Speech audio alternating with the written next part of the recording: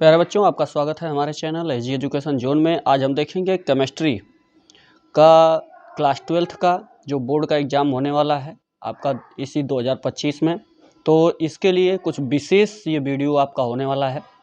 इसमें आपको बहुत सारे ऐसे प्रश्न मिलेंगे जिससे कि आपका बहुत सारा काम हो जाएगा, क्योंकि ये वीडियो आप अगर पूरा देखेंगे समझेंगे तो ये आपको वीडियो देखने के बाद ही समझ में आ जाएगा कि ये कितना इम्पोर्टेंट होगा आपके बोर्ड के एग्ज़ाम के लिए।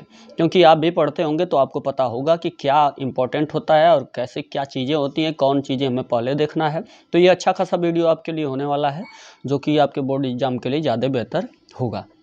तो चलिए, समय ज़्यादा इस पर दिया जाए, बातों पे ज़्यादा समय नहीं। तो अपनी तैयारी ज़ोर शोर से करते रहिए। और यहाँ पे पहला क्वेश्चन आपका ये है कि सोडियम क्लोराइड क्रिस्टल की संरचना है। तो सोडियम क्लोराइड क्रिस्टल की संरचना ये देखिए ऑब्जेक्टिव है, इसके बाद फिर क्वेश्चन आंसर भी होगा। बहुत सारे ऐसे चीज़ें यानी सब चीज़ें इसमें शामिल की जाएंगी। आपको बस क्या करना है, इसकी तैयारी पूरी अच्छे तरीके से समझ के इसकी तैयारी कर लेना है, थोड़ा भी स्किप नहीं करना है। तो ये देखिए, सोडियम क्लोराइड क्रिस्टल की संरचना है। तो इसमें सोडियम क्लोराइड क्रिस्टल की संरचना कौन है? फलक केंद्रित घन, विषम लंबाक्ष या इसे आर्थोरोम्बिक कहते हैं, और एकनताक्ष जिसे मोनोक्लिनिक कहते हैं, चतुष्कोणीय। तो इसमें से आपका कौन है? ये दो चीज़ें याद रखिएगा, दोनों को एक ही चीज़ कहते हैं। तो इसीलिए यहाँ पे लिख दिया गया है ताकि आपको ये नाम ले तो इसका मतलब यही समझना है, ये नाम ले तो यही समझना है। तो इस तरीके से इसमें आपका ये ऑप्शन तो है नहीं।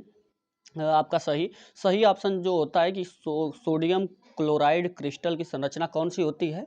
फलक केंद्रित होती है, ये आप जान लीजिए। अगला जो आपका क्वेश्चन है वो है कि आसुत या शुद्ध जल की मोलरता है। तो आसुत या शुद्ध जल की मोलरता क्या होती है? 55.56, 18.00 यानी 18, 81.00 यानी 81 और 49.87।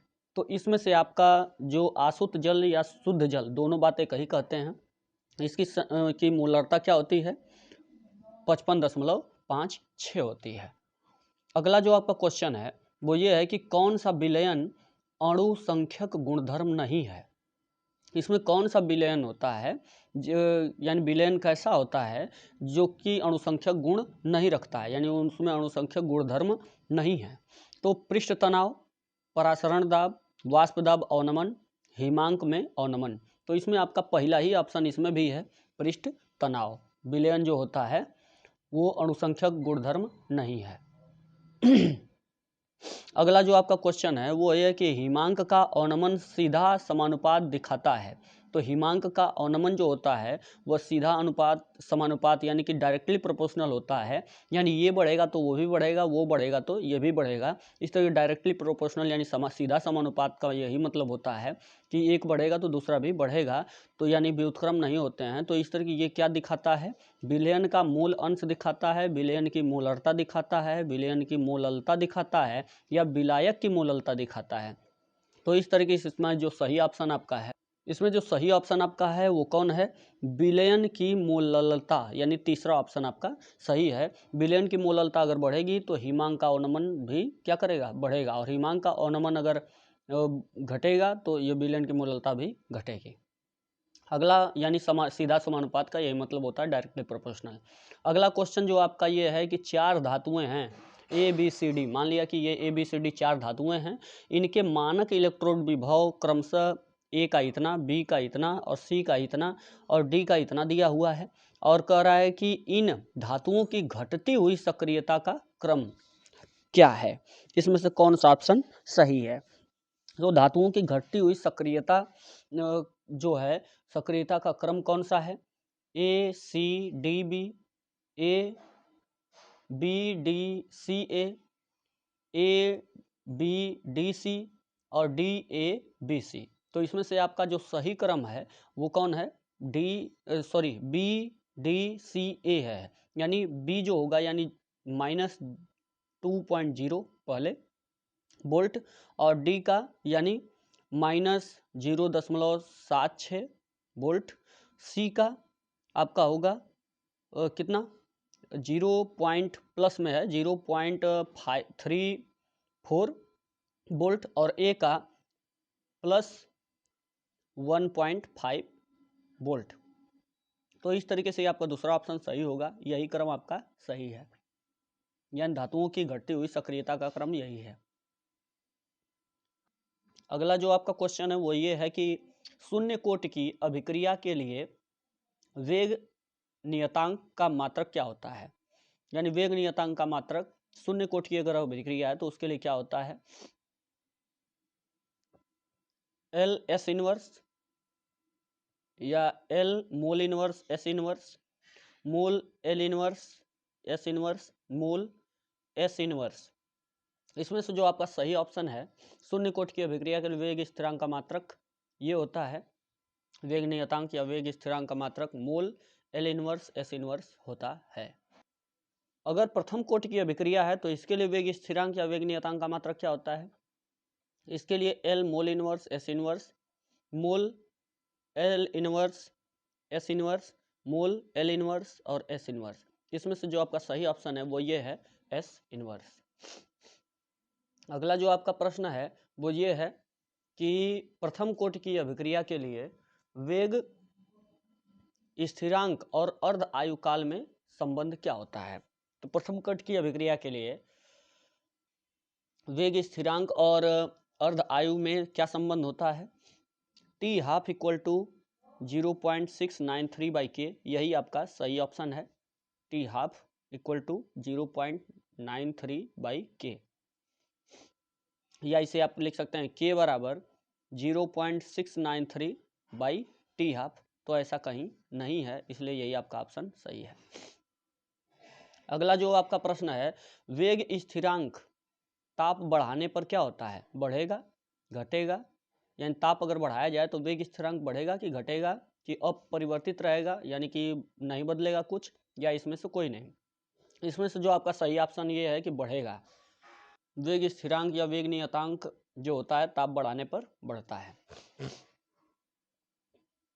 अगला जो प्रश्न है आपका, एमाइडों से एमीन बनाने में प्रयुक्त अभिकर्मक कौन सा है। एमाइड से जब एमीन बनाते हैं, एमीन बनाने की विधि में जो अभिकर्मक लिया जाता है वो कौन होता है, Br2 KOH HCl ZnCl2 K2Cr2O7 H2SO4 NaOH CaOH2 calcium hydroxide.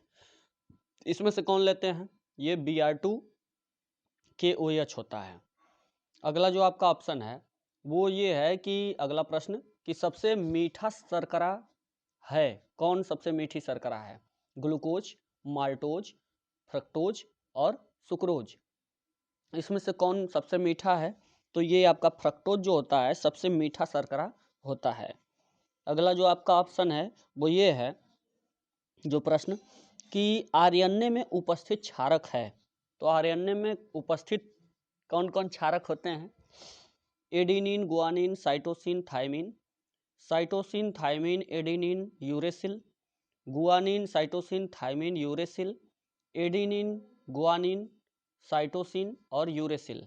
इसमें से कौन है आपका सही ऑप्शन, इसमें से सही ऑप्शन ये है आपका चौथा, एडिनिन। डीएनए में कौन से क्षारक उपस्थित होते हैं, एडिनिन, गुआनिन, साइटोसिन और यूरेसिल।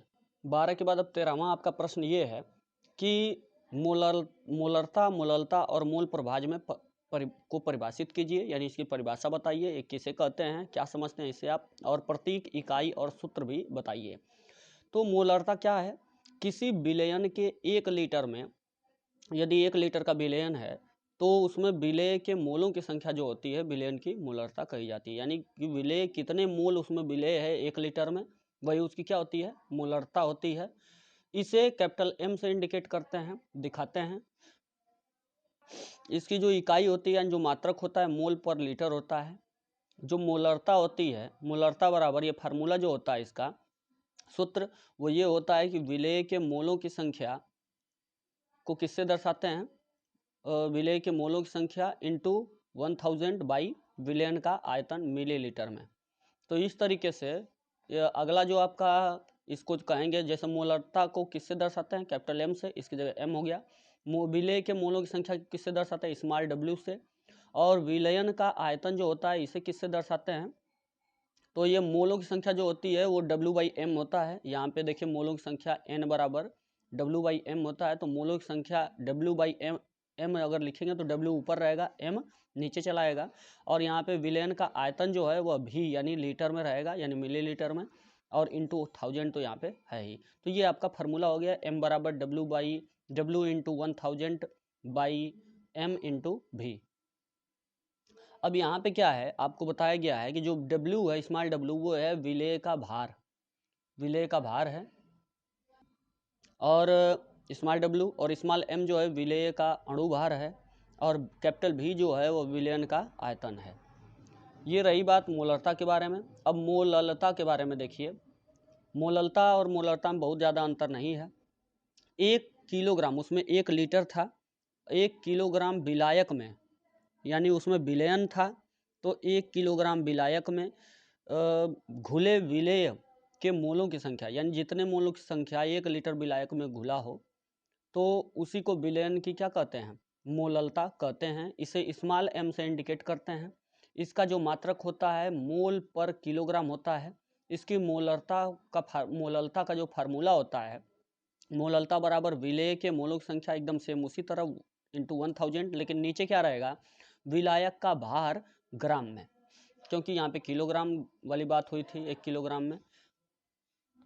अब जो है स्मॉल m बराबर स्मॉल W/m, ये तो जान ही रहे, मोलों की संख्या n बराबर n के जगह, मोलों की संख्या की जगह रखेंगे स्मॉल W/स्मॉल m, और विलायक का भार जो होता है कैपिटल W, और ग्राम में ये होगा, और 1000 ये तो है ही। तो ये आपका फार्मूला हो गया किसका, मोललता का। स्मॉल m बराबर इसे स्मॉल m डैश भी लिख सकते हैं, ये ज़्यादा बढ़िया रहेगा, क्योंकि यहाँ पे भी m है, यहाँ पे भी स्मॉल m है, तो दोनों में दिक्कत हो जाएगी। इसे स्मॉल m डैश से दिखाइए, ठीक। तो ये आपका जो जहाँ स्मॉल w के बारे में मैंने बताया ऊपर ही कि विलेय का भार है, वो वही रहेगा। स्मॉल m जो है वो आपका विलेय का अणु भार है, वो भी वही रहेगा। लेकिन कैपिटल W जो है वह विलयन का उसमें भी जो था वह विलयन का आयतन का आ गया था, लेकिन यहाँ पे क्या है, 1 किलोग्राम क्या लिया गया था, विलायक, तो विलायक का भार। अगला जो प्रश्न है वो ये है कि मोल प्रभाज कह रहा है कि मोल प्रभाज को भी परिभाषित कीजिए। तो किसी विलयन में पाए जाने वाले अनुपस्थित किसी घटक का मोल प्रभाज उस घटक के मोलों की संख्या तथा विलयन में उपस्थित कुल घटक के मोलों की संख्या के अनुपात के बराबर होता है। कहने का अर्थ ये है कि अगर किसी घटक का मोल प्रभाज निकालना है, किसी का भी निकालना है, विलयन में कई चीज़ें मिली होती हैं, तो उसमें अगर एक चीज़ का मोल प्रभाज निकाल रहे हैं, तो उस जिसका निकाल रहे हैं उसके मोलों की संख्या और कुल मोलों की संख्या, जितने जितने चीज़ें उसमें मिली हुई हैं, उन सबके मोलों की संख्या का योग कर दिया जाए, तो उसी के अनुपात के क्या होता है, बराबर होता है मोल प्रभाज। यानी जैसे A और B मान लीजिए विलयन में हैं, तो A का मोल प्रभाज निकालेंगे तो इसे XA तो से इंडिकेट करते हैं।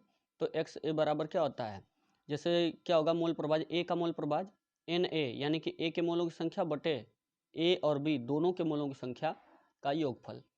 अब यहाँ पे B जो है, B के मोलों की संख्या अगर निकाला जाए, B का मोल प्रभाज निकाला जाए, तो XB बराबर क्या हो जाएगा, NB, यानी जिसका निकालेंगे उसका ऊपर और नीचे कुल मोलों की संख्या, यानी NA प्लस NB। ये आपके समझ में आया होगा, ज़्यादा तामझाम कुछ नहीं है। और जहाँ XA जो है वह क्या है, A का मोल प्रभाज, XB जो है B का मोल प्रभाज है, और NA जो है वह A के मोलों की संख्या है, और NB जो है वह B के मोलों की संख्या है। इस तरीके से आपका ये काम हो गया। अगला जो है हेनरी का नियम। हेनरी का नियम भी बहुत महत्वपूर्ण कैटेगरी में है आपके बोर्ड एग्जाम के लिए। हेनरी का नियम क्या है, इसका सूत्र, सीमाएं और अनुप्रयोग क्या है, इसे समझाना है। तो बहुत ज़्यादा दिक्कत नहीं। हेनरी का नियम ये है कि स्थिर ताप पर किसी गैस की द्रव में विलेयता दाब के समानुपाती होती है। यानी स्थिर ताप अगर हो तो किसी भी गैस की द्रव में जो विलेयता होती है, तो विलेयता को हम स्मॉल m से इंडिकेट कर ले रहे हैं। जो विलेयता होती है वह किसके अनुक्रमानुपाती होती है, यानी समानुपाती होती है। समानुपाती की जगह अनुक्रमानुपाती भी लगा सकते हैं। दाब के, तो ये किसके अनुसार, दाब के अनुक्रमानुपाती यानी समानुपाती होगी। यानी विलेयता बढ़ेगी तो दाब बढ़ेगा, दाब घटेगा तो विलेयता भी घटेगी। तो इस तरीके से इस विलेयता को स्मॉल m से दर्शाते हैं, दाब को स्मॉल p से। तो इस तरीके से आपका हो गया m directly proportional to p, और जब प्रोपोर्शनल का चिन्ह हटाते हैं तो कोई नियतांक लगता है। यहाँ पे हेनरी का ये नियम है, इसलिए हेनरी नियतांक यानी KH, H for Henry, KH Henry नियतांक है। और m इक्वल टू क्या हो जाएगा आपका नियतांक लगने के बाद KH इंटू p। अब देखिए जहाँ m क्या है, स्मॉल m क्या है, यहाँ पे विलेयता है, घुली गैस की मात्रा, ठीक ना, कितना उसमें गैस घुली हुई है, तो घुली हुई गैस की मात्रा है स्मॉल m। और p जो है वो आपका दाब है, और KH जो है हेनरी स्थिरांक का ही है या हेनरी नियतांक का ही है।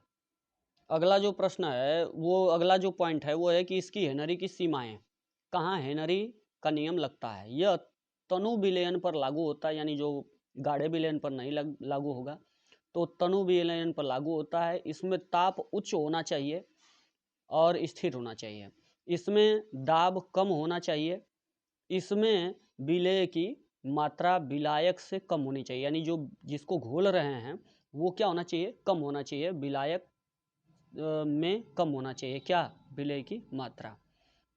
अनुप्रयोग मतलब इसका उपयोग कहाँ कहाँ होता है।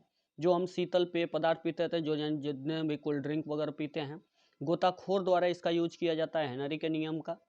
और यानी क्योंकि उन्हें अंदर गहराई में क्या करना होता है, पानी के अंदर जाना होता है।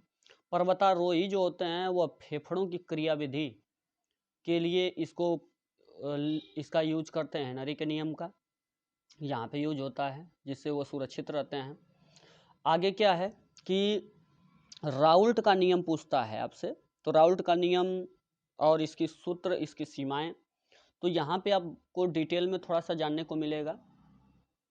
तो ये राउल्ट का नियम जो है वो क्या है, राउल्ट का नियम कहता है कि किसी विलायक में कोई अवाष्पशील वैद्युत अनपघट्य पदार्थ घोलने पर, यानी किसी विलायक में अगर कोई हम ऐसा पदार्थ घोल रहे हैं जो कि वैद्युत अनपघट्य है, यानी जो आयनों में न टूटे, ऐसा अवाष्पशील पदार्थ अगर घोल रहे हैं, तो विलयन के वाष्प दाब का अपेक्षित अवनमन, यानी वाष्प दाब का जो अपेक्षित अवनमन है, वाष्प दाब का अपेक्षित अवनमन क्या होगा, विलेय के मूल प्रभाज, विलेय के मूल प्रभाज के बराबर होता है। यानी कि वाष्प दाब का अपेक्षित अवनमन बराबर विलेय का मूल प्रभाज।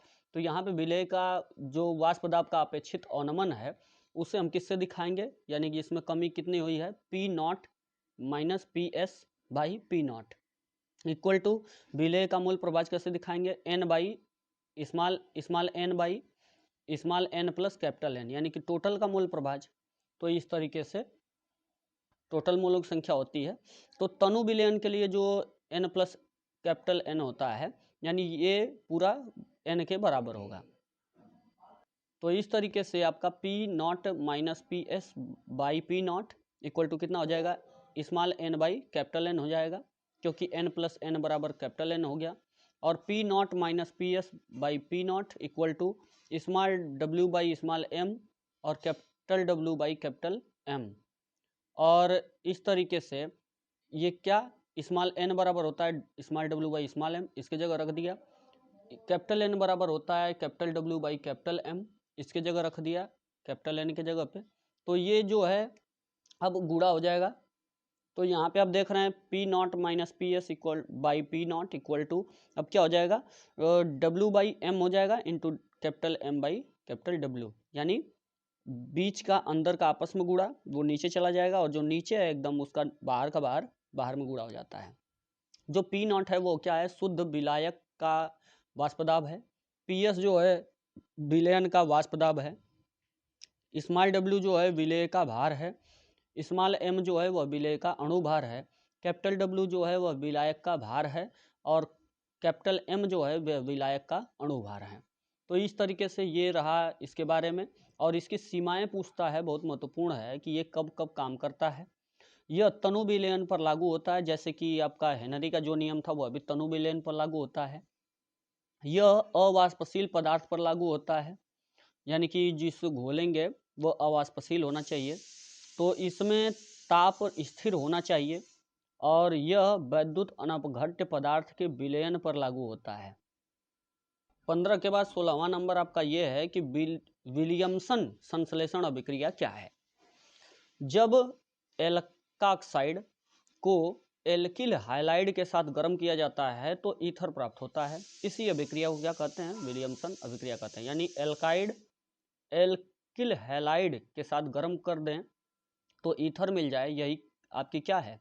विलियमसन संश्लेषण अभिक्रिया है। इसे आप यहाँ पे जैसे एक सूक्ष्म के तौर पे आपको दिखाया गया, यहाँ पे आर क्या है? एल्किल समूह है, एल्किल समूह, और एक्स जो है वो हैलोजन समूह है, यानी हैलाइड समूह है।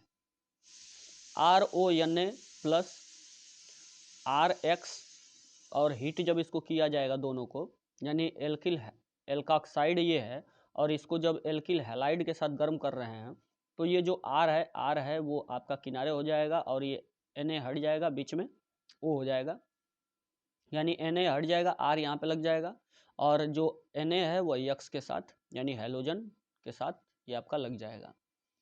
अब ये आप देख रहे हैं कि यहाँ पे इसके अनुसार आप कुछ भी रख सकते हैं, यानी R के जगह पे आप CH3, एल्किल समूह का मतलब CH3 भी ले सकते हैं, C2H5 भी ले सकते हैं, कुछ भी ले सकते हैं। तो ये आपका देखिए ईथर बना दिया, यानी कि जब एल्का ऑक्साइड को एल्किल हैलाइड के साथ गर्म कर रहे हैं तो ये आपका ईथर बना। यही अभिक्रिया क्या है? आपकी विलियमसन संश्लेषण अभिक्रिया कही जाती है। और ये R की जगह क्या? CH एल्किल समूह है तो CH3 भी ले सकते हैं, C2H5 भी ले सकते हैं, ऐसे ले सकते हैं। और X का मतलब हैलोजन ग्रुप, यानी फ्लोरीन, क्लोरीन, ब्रोमीन, आयोडीन, ऐसे लेते हैं। तो Br ले लीजिए या Cl ले लीजिएगा। तो इस तरीके से आप इसके जगह पे रख सकते हैं। यानी अगर यहाँ पे CH3 ले रहे हैं, CH3ONA, तो CH3 Br, ठीक ना? तो ये क्या हो जाएगा? तो ये इसे गर्म करेंगे तो यहाँ पे CH3 हो जाएगा प्लस NaBr हो जाएगा। अगला जो प्रश्न है आपका, जो अभिक्रिया है वह कौन है? 17वां, रीमन टीमन अभिक्रिया। जब यह किसे कहते हैं? जब फिनाल में क्लोरोफॉर्म मिलाकर कास्टिक सोडा के साथ इतने ताप पर गर्म करते हैं तो सैलिसिल एल्डिहाइड बनता है, तो इसी अभिक्रिया को रीमन टीमन अभिक्रिया कहते हैं। तो इसको देख लीजिए, जब फिनॉल, ये आपका है, फिनॉल को क्लोरोफॉर्म के साथ और कास्टिक सोडा मिलाकर जब गर्म करते हैं, देखिए हीट कर रहे हैं इतने टेम्परेचर पे, तो ये आपका क्या बना? ये आपका सैलिसिल एल्डिहाइड बन गया, और ये तो अतिरिक्त तत्वों के तौर पे NaCl और C2 दो भाग जल जो हैं तो ये बने हैं। तो ये आपका सैलिसिल एल्डिहाइड के बनने की जो क्रिया होती है इसी को क्या बोलते हैं? रीमन टीमन अभिक्रिया कहते हैं। अगला जो आपकी अभिक्रिया है वो है कोल्वे स्मिट अभिक्रिया। इसमें क्या होता है कि इसमें सोडियम फिनॉक्साइड कार्बन डाइऑक्साइड के साथ 4 से 8 वायुमंडल दाब और इतने से इतने ताप पर अभिक्रिया करके सोडियम सैलिसिलेट बनाता है। तो इसी जो सांद्र HCl द्वारा अपघटन से सैलिसिल ये आपका सैलिसिलिक अम्ल बनता है, इसी को क्या कहते हैं? आपका कोल्वे स्मिट अभिक्रिया। तो ये 2 स्टेप में होती है। सबसे पहला चीज़ क्या है? सोडियम फिनॉक्साइड, ये आपका है, और इसके बाद फिर कार्बन डाइऑक्साइड, ये आप देख रहे हैं, और जब दोनों को इतने से इतने ताप के बीच गर्म करते हैं, इतने से इतने ताप पर और इतने से इतने एटमॉस्फेरिक प्रेशर यानी वायुमंडलीय दाब पर जब इसे गर्म करते हैं तो ये आपका क्या बनता है? तो ये आपका सैलिसिलेट बन गया, और सैलिसिलेट को जब सांद्र HCl के साथ जब अपघटन कराते हैं तो ये क्या होता है? ये आपका बन गया सैलिसिलिक अम्ल बन गया, और इसी पूरी अभिक्रिया को क्या कहते हैं? कोल्वे स्मिट अभिक्रिया कहते हैं। ये सब तैयार कर लीजिएगा, ये सब कुछ आपके लिए है, इस बोर्ड एग्जाम के लिए आपके लिए एक गिफ्ट के तौर पे। युग्मन अभिक्रिया किसे कहते हैं? इसमें फिनॉल 30 डिग्री सेल्सियस क्षार की उपस्थिति में बेंजीन डाई एजोनियम क्लोराइड के साथ क्रिया करके एक नारंगी रंग का रंजक हाइड्रोक्साइड एजोबेंजीन बनाता है।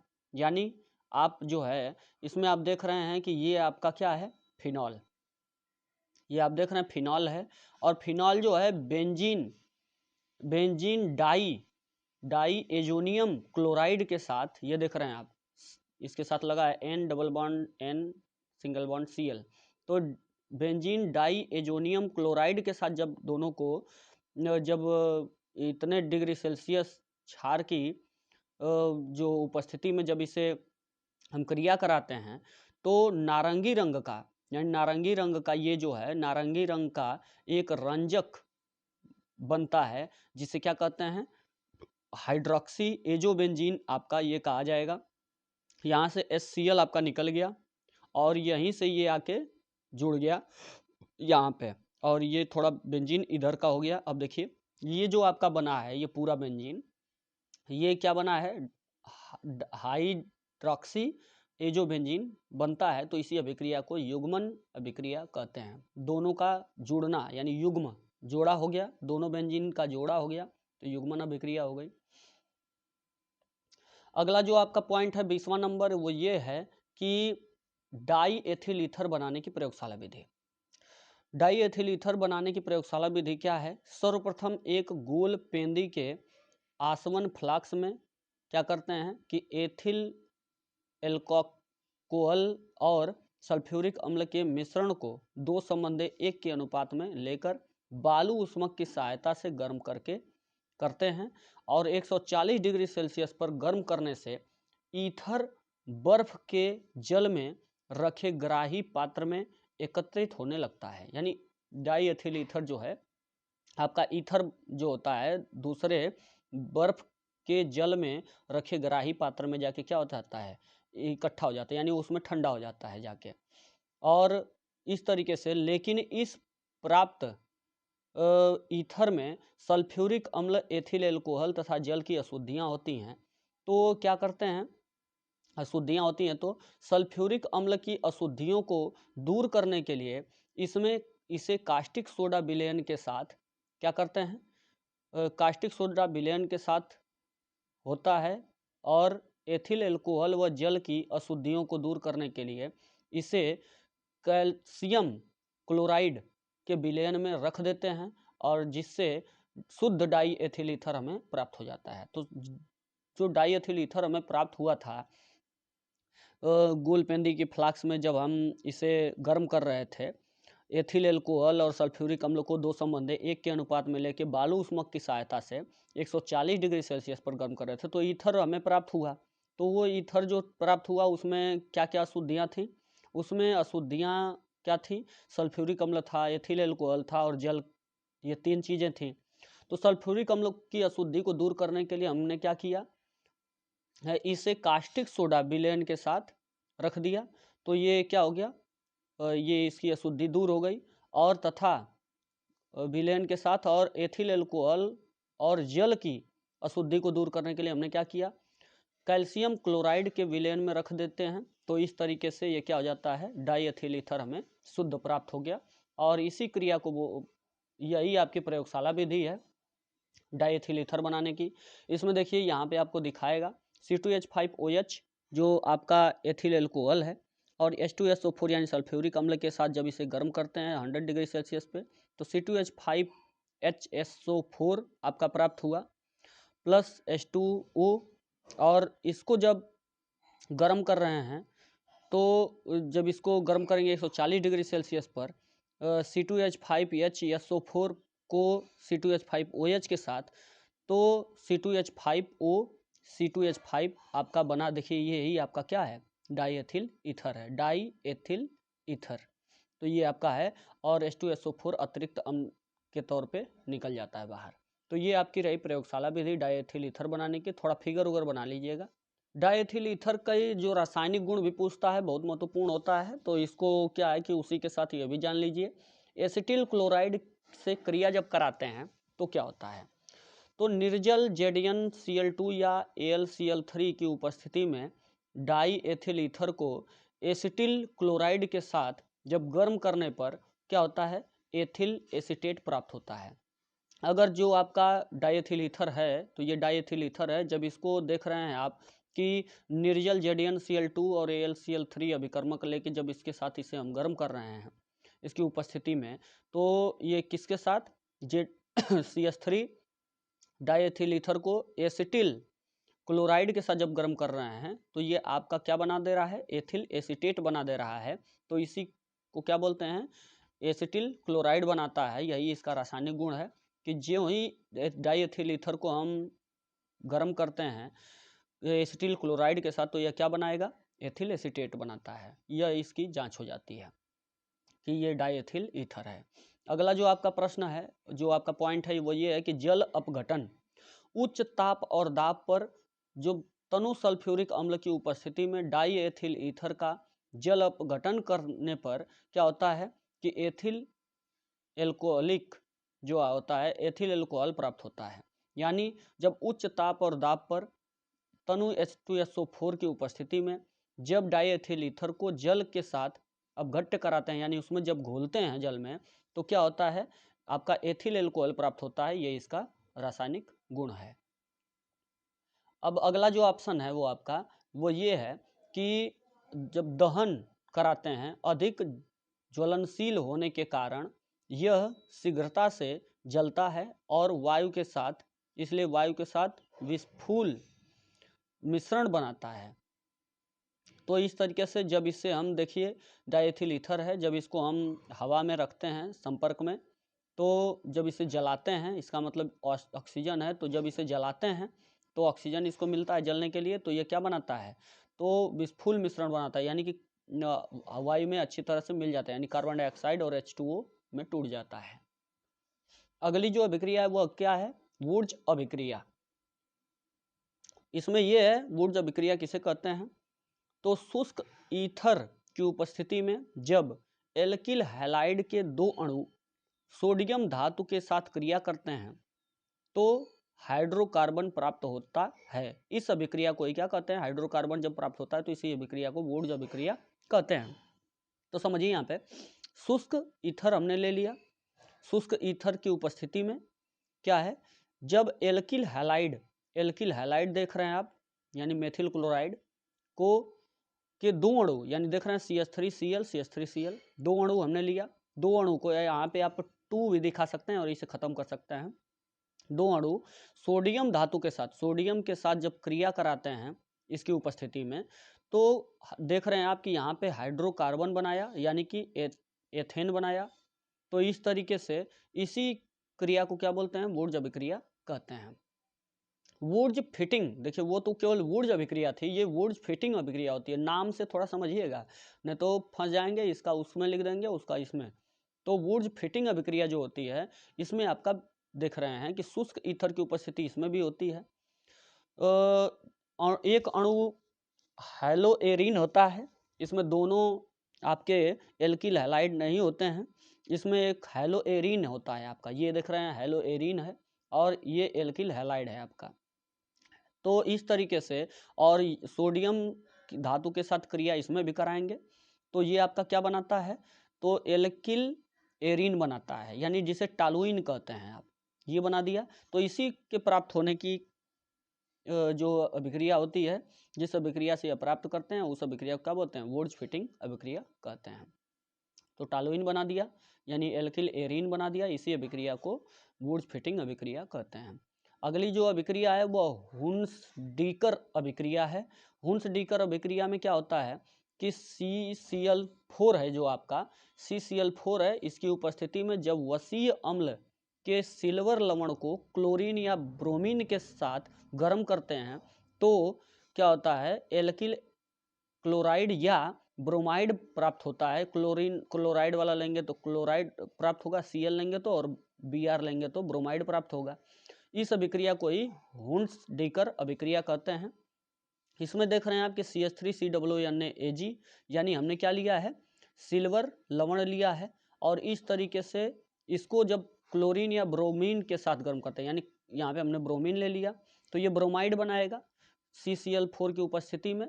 तो देख रहे हैं सिल्वर एसीटेट हमने लिया है, और सिल्वर एसीटेट मतलब सिल्वर लवण, तो सिल्वर एसीटेट लिया, इसको ब्रोमीन के साथ जब गर्म करेंगे तो क्या होगा, ये देख रहे हैं कि मेथिल ब्रोमाइड बना दिया आपका, तो मेथिल ब्रोमाइड बना दिया, और इसी अभिक्रिया को क्या कहते हैं,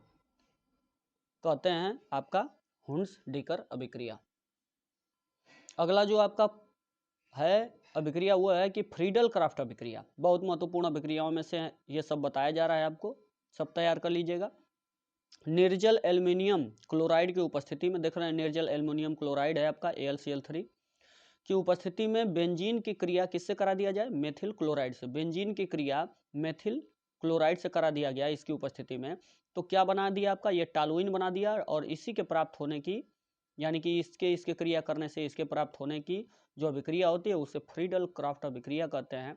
तो ये आपकी रही फ्रीडल क्राफ्ट अभिक्रिया। अगला जो आपका है वो ये है कि हेलोफॉर्म अभिक्रिया क्या होती है। तो हेलोफॉर्म अभिक्रिया में क्या होता है, मेथिल कीटोनिक समूह युक्त यौगिक की क्रिया, यानी मेथिल कीटोनिक समूह आप देख रहे हैं कि CH3COCH3 है, तो ये एसीटोन है, यानी कि कीटोनिक समूह है, मेथिल कीटोनिक समूह ये आपका है। तो एथिल नहीं है, मेथिल है, CH3 है, CH3। तो कीटोनिक समूह की क्रिया जब क्षार या हैलोजन से कराते हैं, तो यहाँ पे देख रहे हैं आप कि ये क्षार है और यहाँ पे हैलोजन भी है, जब इससे कराते हैं तो हेलोफॉर्म बनाता है, यानी आप देख रहे हैं क्लोरोफॉर्म बन गया, हेलोफॉर्म का मतलब क्लोरोफॉर्म बन गया, CH-Cl3 बन गया, और इसी अभिक्रिया को क्या बोलते हैं, हेलोफॉर्म अभिक्रिया कहते हैं, यानी क्लोरोफॉर्म बन गया तो इसे ही हेलोफॉर्म अभिक्रिया कहते हैं। और बाकी ये अतिरिक्त यौगिक के तौर पे आपको प्राप्त हुए। अब देखिए ये एथिल एल्कोहल C2H5OH बनाने की जो विधि है इसको पूछता है। तो ये आप देख रहे हैं कि इसमें पहली विधि कौन सी है, हेलो एल्केन से जब विक्रिया कराते हैं तो भी क्या होता है, एथिल एल्कोहल बनता है। तो एथिल एल्कोहल हमें बनाना है, तो एथिल हैलाइड की क्रिया, यानी एथिल आयोडाइड यहाँ पे है, हैलोजन में कोई ले सकते हैं, तो एथिल हैलाइड यहाँ पे है, और इसकी क्रिया NaOH जलीय NaOH से जब करा रहे हैं तो देख रहे हैं आपकी एथिल अल्कोहल प्राप्त हो गया। तो ये एक विधि हो गई बनाने की, किस विधि से, हेलो एल्केन से जब अभिक्रिया करा रहे हैं तो हेलो एल्केन से हमें क्या प्राप्त हुआ, एथिल अल्कोहल प्राप्त हुआ। अगले जो बनाने की विधि है एथिल अल्कोहल बनाने की, वह एसिटल्डिहाइड के अपचयन से बनाई जाती है। तो एसिटल्डिहाइड जब हम ले रहे हैं, देख रहे हैं कि एसिटल्डिहाइड ले लिया हमने, का LiAlH4 या ईथर या H2PD पैलेडियम की उपस्थिति में जब अपचयन कराते हैं तो क्या होता है, अपचयन कराने का मतलब हाइड्रोजन का जुड़ना, C2H5OH आपका प्राप्त हो गया, देख रहे हैं आप, तो C2H5OH प्राप्त हुआ, तो इस तरीके से एथिल अल्कोहल आपको प्राप्त हो गया। तो आप एसिटल्डिहाइड के अपचयन से भी क्या प्राप्त कर लिए, एथिल अल्कोहल। अगली जो प्राप्त करने की विधि है वह ये है कि एथिल एसिटेट की से भी हम क्या प्राप्त कर लेते हैं, एथिल अल्कोहल। एथिल एसिटेट यहाँ पे हमने लिया है और इसकी अभिक्रिया सोडियम हाइड्रोक्साइड यानी NaOH से करा दिया, तो इससे भी हमें क्या प्राप्त हो गया, C2H5OH यानी एथिल अल्कोहल प्राप्त हो गया। अब एथिल अल्कोहल का रासायनिक गुण क्या है, यह कैसे पहचानेंगे कि यह एथिल अल्कोहल है। रासायनिक गुण क्या होता है कि जब सांद्र H2SO4 की उपस्थिति में 443 केल्विन ताप पर C2H5OH को जब गर्म किया जाता है तो एथिलीन प्राप्त हो जाता है, यानी इसको जब गर्म करेंगे इतने टेम्परेचर पर इसके उपस्थिति में तो क्या होगा, एथिलीन मिल जाएगा, यही इसका रासायनिक गुण है। अगला जो रासायनिक गुण है वो ये है कि एसिटिल क्लोराइड से जब विक्रिया कराते हैं तब, तो एसिटिल C2H5OH की क्रिया जब एसिटिल क्लोराइड C2H5OH की क्रिया यानी एथिल अल्कोहल की क्रिया जब CH3COCl यानी एसिटिल क्लोराइड से कराते हैं तो एथिल एसिटेट बनता है। तो यही इसका क्या है, रासायनिक गुण है कि जो ही एथिल अल्कोहल की क्रिया एसिटिल क्लोराइड से कराएंगे तो यह एथिल एसिटेट बनाएगा। अगला जो है ग्रिग्नार्ड अभिकर्मक, ये अलग से भी पूछता है और इस तरीके से इसे बहुत इंपॉर्टेंट चीज़ है, ये अलग से भी पूछता है ग्रिग्नार्ड अभिकर्मक क्या है। तो यहाँ पे आप जान जाएंगे, दोनों काम एक साथ हो गया। तो ग्रिग्नार्ड अभिकर्मक से जब क्रिया कराते हैं C2H5OH का, तो ये C2H5OH का देखिए ग्रिग्नार्ड अभिकर्मक क्या है, C2H5MgBr है, इसी को ग्रिग्नार्ड अभिकर्मक बोलते हैं, याद कर लीजिएगा। इससे जब अभिक्रिया कराएंगे तो एथेन बनाता है यानी एल्केन बनाता है, इसी अभिक्रिया को क्या कहते हैं, इसी को, यह किसका रासायनिक गुण है, एथिल अल्कोहल का, कि वह ज्यों ही ग्रिग्नार्ड अभिकर्मक से क्रिया करेगा त्यों ही क्या बनाएगा, एथेन बनाएगा। जो एथिल अल्कोहल होता है इसका यूज कहाँ किया जाता है, सौंदर्य प्रसाधन में, यानी ब्यूटी से संबंधित जो प्रोडक्ट होते हैं उनको बनाने में, विलायक के रूप में भी यूज किया जाता है इसका, और दवा के रूप में यानी औषधि के रूप में भी इसका यूज किया जाता है। प्यारे बच्चों, ये वीडियो आपको अगर अच्छा लगा हो तो इसे लाइक कीजिएगा, चैनल को सब्सक्राइब कीजिएगा और अपने दोस्तों से शेयर करना न भूलिएगा। यदि आप इस चैनल पर नए हैं तो इस चैनल को जरूर सब्सक्राइब कीजिएगा, जिससे आने वाली कोई भी बोर्ड की जो भी नोटिफिकेशन या जो भी आपका जो भी नया वीडियो होगा इंपॉर्टेंट आपके लिए इसी प्रकार से, वो आपको सबसे पहले प्राप्त हो।